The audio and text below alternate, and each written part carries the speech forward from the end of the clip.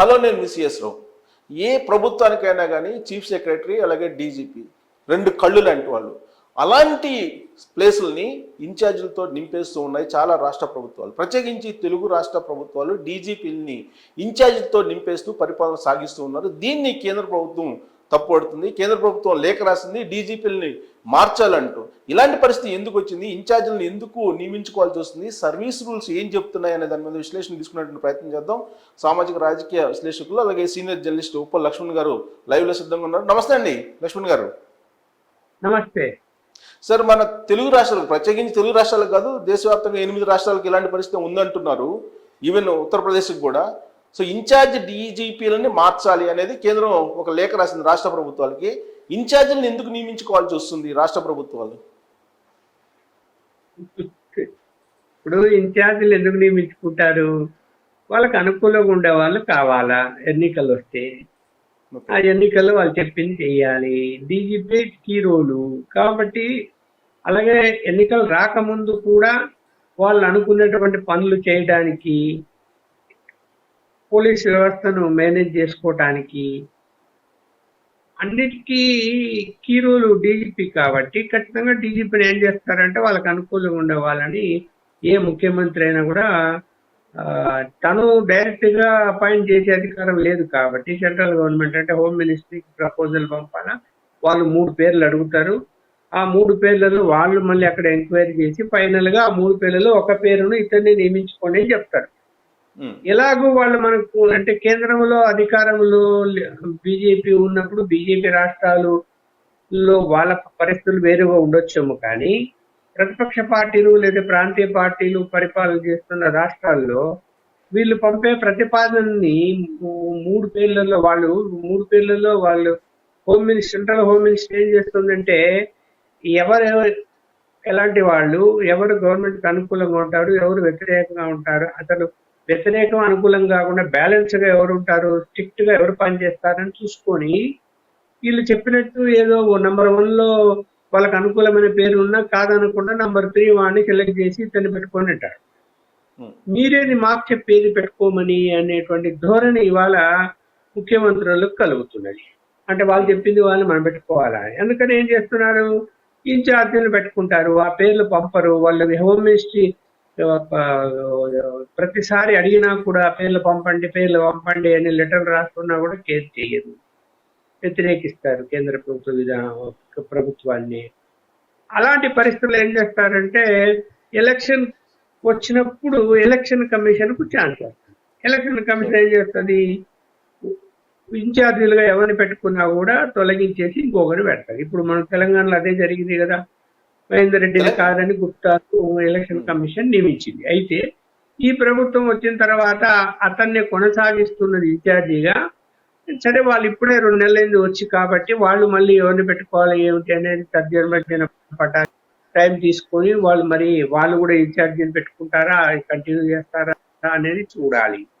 ఇప్పుడు ఏమైపోయిందంటే తెలంగాణ ప్రభుత్వం అయితే గుప్తాని కంటిన్యూ చేయడానికి తెలంగాణ ప్రభుత్వం నిర్ణయించుకుంది. ఆ మేరకు ఇటీవలనే ఉత్తర్వులు కూడా జారీ చేశారు సార్. రాజేంద్రనాథ్ రెడ్డిని సీనియారిటీ ప్రకారం చూసుకుంటే దాదాపు 10 మంది ఇంకా ఆయనకన్నా సీనియర్స్ ఉన్నారు అనేది తెలుస్తుంది ఆంధ్రప్రదేశ్లో. కానీ రాజేంద్రనాథ్ రెడ్డిని అక్కడ డీజీపీగా నియమించుకున్నారు.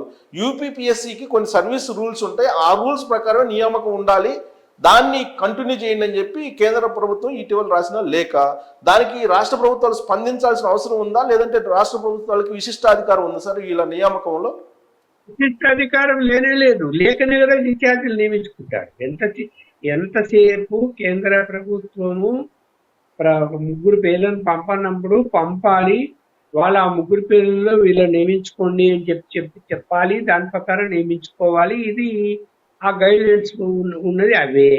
ఇప్పుడు వాటిని కాదని ఏం చేస్తున్నారంటే ఇష్టం వచ్చినట్టు వీళ్ళు నియమించుకుంటున్నారు. ఎందుకు నియమించుకున్నప్పుడు కేంద్రాన్ని పంపితే వాళ్ళు మనం చెప్పింది చేయరు అనేటువంటి భావన ఉన్నప్పుడు ఏం చేస్తారు, వీళ్ళకి బుద్ధి ఉంది. ఇప్పుడు మీరు అన్నట్టు 10 మంది సీనియర్లు ఉన్నా కూడా కాదని జూనియర్ని ఎందుకు పెట్టుకుంటారు? వాళ్ళు చెప్పింది వినాలి, చెప్పింది చెయ్యాలి అనే ఉద్దేశంతోనే కదా పెట్టుకుంటారు. అంటే అవసరం ఏముంది అలా చేయడానికి? ఎప్పుడు లా అండ్ ఆర్డర్ చూడాలి, పోలీస్ వ్యవస్థ సక్రమంగా పనిచేస్తేనే ప్రజా జీవనం బాగుంటది. అవినీతి అక్రమాల విషయంలో పూర్తి శ్రద్ధ వహించాలి. అవన్నీ ఎవరు నీతి నిజాయితీగా పనిచేస్తాడో చూడడం లేదు. ఇప్పుడు మనకు అనుకూలంగా ఎవరుంటారు? ఇప్పుడు మనం చెప్తే సరే పలానా కేసు ఇన్వెస్టిగేషన్ ఆగాలి అంటే ఆగాలి, కేసు నుంచి తప్పించాలంటే తప్పించాలి, మన వాళ్ళు జోలికి పోకూడదు. మనం అన్ని చూస్తున్నాం కదా. ఇవాళ ఆంధ్రప్రదేశ్ లో కూడా పోలీసు సమక్షంలోనే మీడియా పర్సన్స్ కొడుతూ ఉంటే కూడా పోలీసులు ఏం చేయలేకపోయారు. అంటే ఏమి, అధికార పార్టీ వాళ్ళు వచ్చి కొడుతూ ఉంటే అధికార పార్టీ వాళ్ళని నివారించలేని పరిస్థితుల్లో ఉన్నారు. ఇవాళ పోలీసు వ్యవస్థ అలా ఉంది. అందువలన ఒకప్పుడు అలాంటి పరిస్థితులు ఉండేవి కాదు. అరే పోలీస్ వ్యవస్థకు చెడపేరు వస్తే మనకు ప్రభుత్వానికి చెడపేరు వస్తుందని ఆలోచించి చేసేవాళ్ళు. ఇప్పుడు అలా చేయటం లేదు కదా. ఎవడైతే ఏముంది, మనం చెప్పింది చెయ్యాలి అంతే, అదే జరుగుతుంది. సరే, ఒకటి ఇప్పుడు కేంద్ర ప్రభుత్వం లేఖ అయితే రాసింది, ఆ లేఖను ఒబే చేయాలి కదా. ఒకవేళ ఒబే చేయకపోతే కేంద్ర ప్రభుత్వం డైరెక్ట్ గా వీళ్ళని తొలగించవచ్చా? లేదు, అలా లేదు. అది ఇప్పుడు ఎలక్షన్ నోటిఫికేషన్ షెడ్యూల్ వచ్చిన తర్వాత ఎలక్షన్ కమిషన్ కు పూర్తి అధికారాలు ఉంటాయి కాబట్టి వాళ్ళు ఏమైనా చేయొచ్చు, ఎవరైనా ట్రాన్స్ఫర్ చేయొచ్చు, ఎవరైనా సస్పెండ్ చేయొచ్చు, ఎవరినైనా పక్కకు తప్పించేయచ్చు, ఖాళీగా పెట్టచ్చు. ఇవన్నీ వాళ్ళకి అన్ని అధికారాలు పూర్తి కంట్రోల్ ఉంటాయి. కానీ కేంద్ర ప్రభుత్వము ఒకవేళ కేంద్ర ప్రభుత్వం రాసిన లేఖ మీద వీళ్ళు స్పందించి వీళ్ళు ముగ్గురు పేర్లు ప్రతిపాదన పంపించకపోతే వాళ్ళే డిసైడ్ చేసుకొని వాళ్ళే సీనియారిటీని బట్టి ఒక అధికారిని డీజీపీగా నియమించేటువంటి ఆ ఫెడరల్ సిస్టమ్ లో అలాంటి పూర్తి పవర్స్ కేంద్రానికి అయితే లేవు, కేంద్ర హోంశాఖకు లేవు. రాష్ట్ర ప్రభుత్వ ప్రతిపాదన పేరుకే చేయాలి. కానీ తాజాగా రాసిన లేఖలో ఫుల్ పెజ్ డీజీపీని నియమించుకోండి, ఇన్ఛార్జీలు కొనసాగించొద్దు ఇన్ఛార్జీలు అని చెప్పి చాలా క్లియర్ గా చెప్పింది. ఆ డైరెక్షన్ ఫాలో చేయాల్సిన బాధ్యత అయితే ఉందిగా రాష్ట్ర ప్రభుత్వాల మీద. అవ్వాలా, నువ్వు చెప్తే మేము చేయాలంటున్నా అంటారు కదా. ఇప్పుడు ఇప్పుడు ఒక ఒక రాష్ట్రాల యొక్క హక్కులను హరించకూడదని రాజ్యాంగంలో కొన్ని అంశాలు పేర్కొంటారు. ఏం పేర్కొంటారు? ఇప్పుడు సిబిఐ విషయం ఉంది. సిబిఐ రాష్ట్ర ప్రభుత్వం అనుమతి ఉంటేనే రాష్ట్ర ప్రభుత్వం రాష్ట్రాల్లోకి రావాలా, ఎంటర్ కావాలా, లేదంటే కోర్టులు ఆదేశిస్తే ఎంటర్ కావాలా. ఇప్పుడు ఏమైంది, ఆ సెక్షన్ సెక్షన్ నాకు గుర్తులేదు కానీ ఆ సెక్షన్ ప్రకారం సిబిఐ మా రాష్ట్రంలోకి రావడానికే వీలు లేదు అని చెప్పేసి ఆర్డర్ పాస్ చేశారు. తెలంగాణలో చేశారు, ఆంధ్రాలో చేశారు అనుకున్నాం. పరిస్థితి ఏంటి అయిపోయి. అంటే కేంద్ర యొక్క ప్రభుత్వ దర్యాప్తు సంస్థ కోర్టుల అనుమతి తీసుకొని రాష్ట్రాలకు వచ్చే పరిస్థితి ఉంది కదా. అది ఎందుకు పెట్టారు అంటే అప్పుడు పరిస్థితులు అలాంటివి, అలా డిస్కస్ చేసుకున్నారు. రాష్ట్రాల హక్కులు, రాష్ట్రానికి కూడా పూర్తిగా హక్కులు ఉండాలి, అన్ని కేంద్ర పరిధిలో ఉంటే రాష్ట్రాలు ఏం పరిపాలన చేస్తారో వాళ్ళకి ఏం స్వతంత్రం ఉంటది, అన్ని కేంద్రాన్ని అడుక్కొని చేయాలనా అనేది జనం కూడా సరిగా రిసీవ్ చేసుకోరేమో అనే ఉద్దేశంతో పెట్టారు. అయితే కేంద్ర ప్రభుత్వానికి కొన్ని పరిధులు నియమించారు. రాష్ట్రం నుంచి ప్రతిపాదన రావాలా. ఇప్పుడు సిబిఐ ఉండాలనా లేదా అన్నది రాష్ట్ర ప్రతిపాదన వస్తేనే చేయాలా అనేది. రాష్ట్ర ప్రతిపాదన వద్దు అంటే ఊరుకోవాలి అది. అలాగే ఇది కూడా రాష్ట్ర ప్రతిపాదన 3 పేర్లు పంపిస్తే ఆ అందులో ఒక పేరు సెలెక్ట్ చేస్తారు. లేదు పంపలేదు అంటే బలవంతంగా బై ఫోర్సబుల్గా నియమించే అధికారం లేదు, అలాగే యాక్షన్ తీసుకునే అధికారం కూడా లేదు. ఊరికి అడుగుతూ ఉండాలి, మీరు నియమించుకోండి, ఇన్ఛార్జీలను పెట్టకండి, ఫుల్ పెడ్జ్ వాళ్ళని పెట్టండి, వాళ్ళు బాగా పని చేసుకుంటారు. ఇన్ఛార్జీలు పెడితే వాళ్ళు ఇప్పుడు ఇన్ఛార్జి అనే వాళ్ళు ఆ చేసే పని, ఇన్ఛార్జి పని చేసే డీజీపీ ఏం ఫీల్ అవుతాడు? అభద్రత బాగా ఫీల్ అవుతాడు. అది ఎప్పుడైనా నన్ను తీసేయచ్చు అని, ఎప్పుడైనా మార్చచ్చు, తీసేయచ్చు అని అనుకున్నప్పుడు ఇంకా నీతి నిజాయితీతో కఠినంగా ఎలా అతను డీజీపీ వ్యవహరించలేడు. అదే రెగ్యులర్ డీజీపీ అయితే నన్ను ఏం చేసుకుంటారు, ఏం చేయలేరు కదా. నేను ఏం చేయాలో ఈ అధికార పార్టీ వాళ్ళని తప్పు చేసి అరెస్ట్ చేసి లోపల వేసిన సందర్భాలు ఉన్నాయి. డీజీపీలు చూసాం మేము. అధికార పార్టీ వాళ్ళు తప్పు. ఈ మధ్యకాలంలో వచ్చిన రూల్స్ ప్రకారం కూడా ఫుల్ ఫ్లెడ్జ్డ్ డీజీపీలు నియమించి 2 years పాటు వాళ్ళకి బదిలీలు కూడా లేకుండా ఉంచాలి అనేది కూడా ఒక రూల్ వచ్చింది ఈ మధ్య. అవును. సో దాని ప్రకారం చేస్తే కనుక మీరు అన్నట్టు లా అండ్ ఆర్డర్ కంట్రోల్లో ఉంటుంది. పొలిటీషియన్ మాటలు వాళ్ళు కూడా పెద్ద పట్టించుకోరు. అంతే కదా.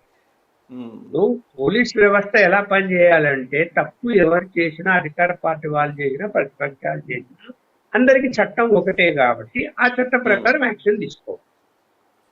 అలా తీసుకోవటం లేదు కదా. అసలు తమాషా అధికార పార్టీ వాళ్ళకు ఒక విధంగా వ్యవహరిస్తున్నారు, ప్రతిపక్షాలకు ఒక విధంగా వ్యవహరిస్తున్నారు కదా.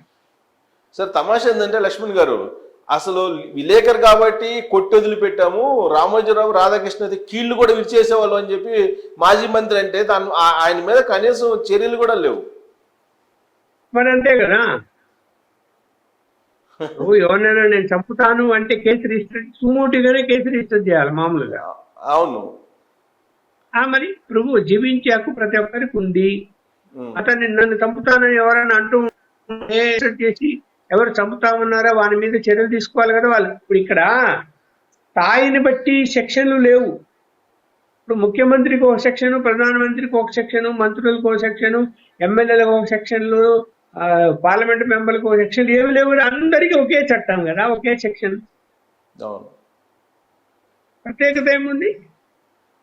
సో ఇప్పుడు కేంద్ర ప్రభుత్వం లెటర్ రాయడం వరకే పరిమితం, అంతే, అంతకు మించి చేయగలిగింది కేంద్ర ప్రభుత్వం కూడా. ఇప్పుడు వాదన ఇప్పుడు మరే బాబు పరిపాలన ఇలా చేసుకోవాలయ్యా అని చెప్తారు, అంతవరకే. చేయమని అడ్డం తిరుక్కున్న వానికి ఏం చేసే పరిస్థితి ఉంటుంది ఇక్కడ? ఇప్పుడు ఇదే జరుగుతున్నది. ఇవాళ ఏదో త్రిపుల్ గారు లేఖ రాశాడు, ఈ రాష్ట్రంలో శాంతి భద్రత లేవు, జర్నలిస్టులు కూడా కొట్టారు, ఇక్కడ రాష్ట్రపతి పాలన పెట్టాలా అన్నాడు, పెట్టి ఎన్నికలు జరపాలా, లాంటి ఎన్నికలు ప్రశాంతంగా జరగవు అన్నాడు రఘురామకృష్ణరాజు. అది సాధ్యమవుతుందా? రిపోర్ట్ ఎవరు? సరే, గవర్నర్ కూడా ఏదో ఇక్కడ ఉన్నటువంటి వాస్తవ పరిస్థితులను కేంద్రానికి ఈరోజు తెలియజేశాడు, ఒక నివేదిక ఇచ్చాడని కూడా వార్తలు వచ్చాయి. ఏం చేస్తుంది దాన్ని కేంద్ర ప్రభుత్వము? ఆ చిన్న చిన్న సంఘటనలు అంటే మనకై పెద్ద సంఘటనలుగా కనిపిస్తాయి కానీ కేంద్ర ప్రభుత్వ పరిధిలో చిన్న సంఘటనలుగా కనిపిస్తాయి. రాజ్యాంగం ప్రకారం చూసుకుంటే ఏదైనా రాష్ట్రపతి పాలన పెట్టాలి అంటే దానికి ఒక పారామీటర్స్ అన్ని ఉన్నాయి, దాని ప్రకారం తప్ప పెట్టడానికి వీల్లేదు. అది మన క్యాబినెట్ డెసిషన్ తీసుకోవాలి, కేంద్ర అంటే సెంట్రల్ క్యాబినెట్. ఇవన్నీ ఎందుకు ఎలక్షన్ కమిషన్ పంపిస్తే ఎలక్షన్ కమిషన్ షెడ్యూల్ వచ్చిన తర్వాత చూసుకుంటుంది అని. సపోజ్ గవర్నర్ నివేదిక ఇచ్చిన, రఘురామకృష్ణరాజు లేఖ రాసిన, అవన్నీ కూడా ఇమ్మీడియట్ గా యాక్షన్ తీసుకునే పరిస్థితి ఉండదు. కేవలం ఎలక్షన్ కమిషన్ కి ఇన్ఫార్మ్ చేస్తారు. ఎందుకంటే ఎలక్షన్ ప్రాసెస్ త్వరలో స్టార్ట్ అవుతుంది కాబట్టి కేంద్ర ప్రభుత్వము దుందుడుకు చర్యలకు దిగదు. దిగితే వాళ్ళకి ఎలక్షన్స్ లో నెగటివ్ అయ్యే పరిస్థితి కూడా ఉంటుంది. Right sir, thank you very much Lakshman గారు విశ్లేషణ అందించినందుకు. కేంద్ర ప్రభుత్వం లేఖ రాయటం వరకే, కానీ డీజీపీలను కానీ సిఎస్లను కానీ అంటే చీఫ్ సెక్రటరీని మార్చేటువంటి అధికారం రాష్ట్ర ప్రభుత్వాలకు ఉంటుంది. కేవలం కేంద్ర ప్రభుత్వం సలహా ఇవ్వటం వరకు మాత్రమే. కాబట్టి ఇప్పుడున్నటువంటి ఇన్ఛార్జ్ డీజీపీలతోనే తెలుగు రాష్ట్రాలు శాంతి భద్రతలు కొనసాగాల్సిందే. Thank you very much.